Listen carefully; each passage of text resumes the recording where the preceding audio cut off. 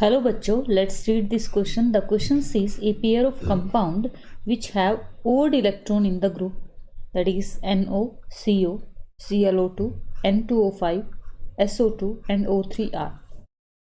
इन चार ऑप्शंस में से बताने हैं कि कौन से दो ऐसे कंपाउंड होंगे जो ओड इलेक्ट्रॉन्स हों जिनके पास होंगे. So let's see the key concept for this question. Counting of electrons in a molecule using valence electron method.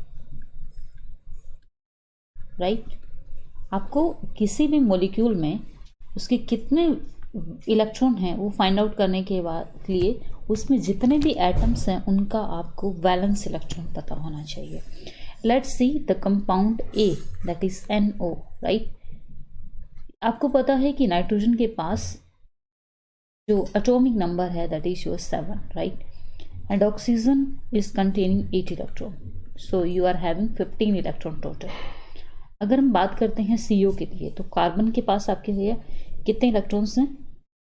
6 electrons हैं. ठीक है. टोटल अगर हम बात करते हैं तो ऑक्सीजन के पास 8 है बिकॉज एक्चुअल में इनका जो atomic number is equal to number of electron.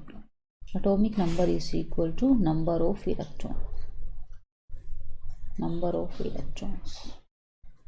सो ये आपके हो गए 14 इलेक्ट्रॉन. अगर हम बात करते हैं Cl2 की देन वी आर हैविंग जो क्लोरीन है उसका कितना है 17 होता है एंड ऑक्सीजन का कितना होगा 2 × 8.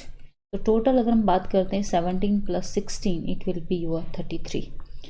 नेक्स्ट अगर हम बात करते हैं N2O5 की तो आपको पता है नाइट्रोजन के कितने हैं आपके 7 हैं प्लस ऑक्सीजन के कितने हैं 8 हैं.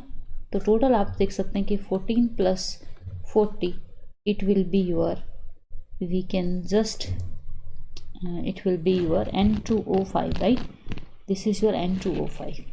तो we can just calculate 54. right SO2 तो आपको पता है सल्फर का आपका 16 होता है. 2 × 8 it will be 32. 16 + 16 will be 32. O3 right 8 × 3 will be 24. तो out of these you can understand that your this NO and your Cl2 is basically they are odd electron species. right so out of options A, B, C, D we are having NO and Cl2. these are your odd electron species. All right, so according to this your option number A is correct. I hope you understood this concept. Thank you so much and all the best.